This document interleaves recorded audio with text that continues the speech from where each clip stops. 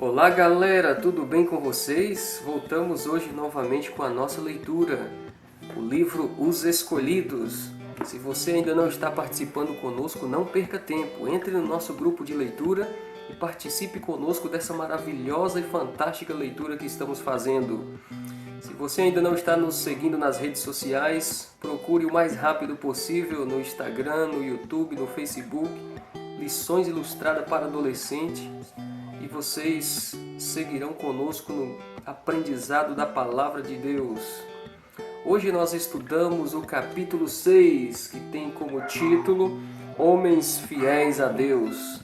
Aqui nós percebemos, depois que Adão e Eva perderam seu filho Abel, e Caim agora ficou vagando pela terra, começou a fundar uma cidade, e agora Adão e Eva têm outro filho, que coloca o nome de Sete, um filho que veio para trazer alegria para a família.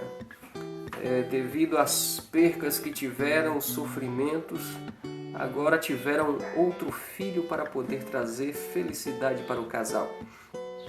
As gerações começaram a crescer, o povo foi se espalhando pela cidade, e a geração de Sete, filho de Adão e Eva, foi uma geração que aprendeu com o pai, com o avô Adão e com o pai Sete, a ser fiel a Deus.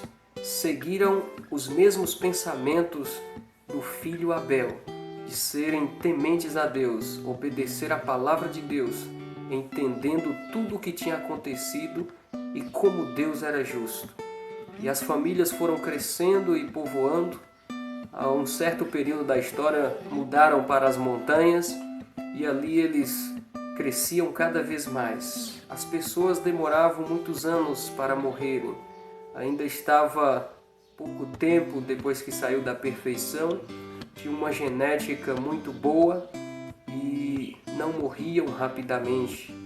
Viviam muitos e muitos anos tendo filhos e por isso crescia bastante o povoado, o número de pessoas aqui na terra. E por outro lado, Caim também fundou uma cidade e começou a crescer a sua descendência.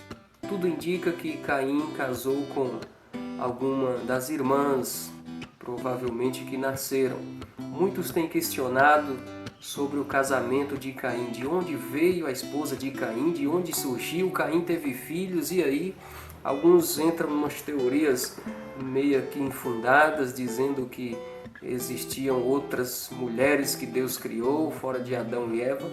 Mas enfim, se a Bíblia diz que Deus criou somente Adão e Eva e que Caim teve mulher, certamente foi uma das suas irmãs que casaram ali, ou sobrinhas, né? Conforme o tempo foi passando. A Bíblia não diz que ele casou imediatamente depois que ele virou assassino. Isso pode ter durado muitos anos, pode ter crescido já a descendência na terra de Adão e ele agora casa com um familiar. Não quer dizer também que Deus disse que ele ia ficar vagando pela terra.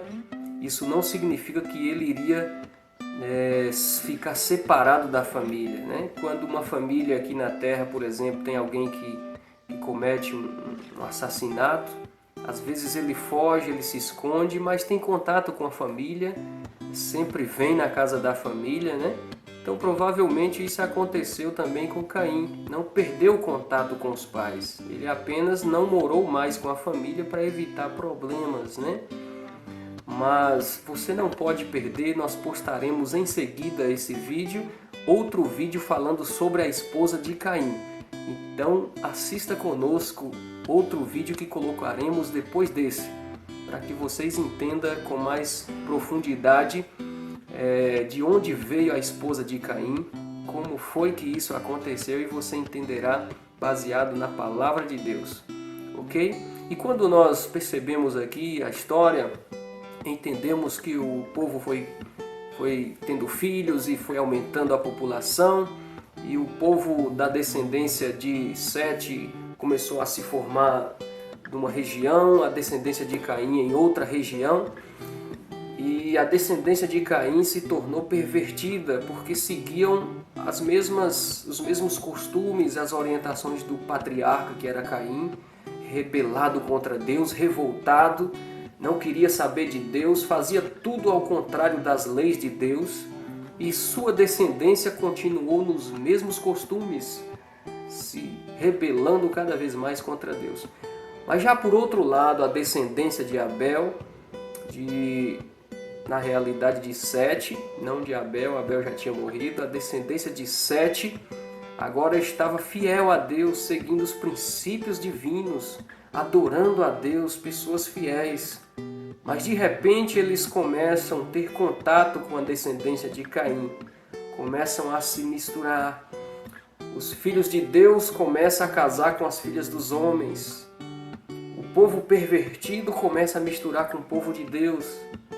Essa foi a terrível tragédia que aconteceu na história da humanidade. Uma das terríveis tragédias. Porque a partir daquele momento, o povo começou a esquecer de Deus.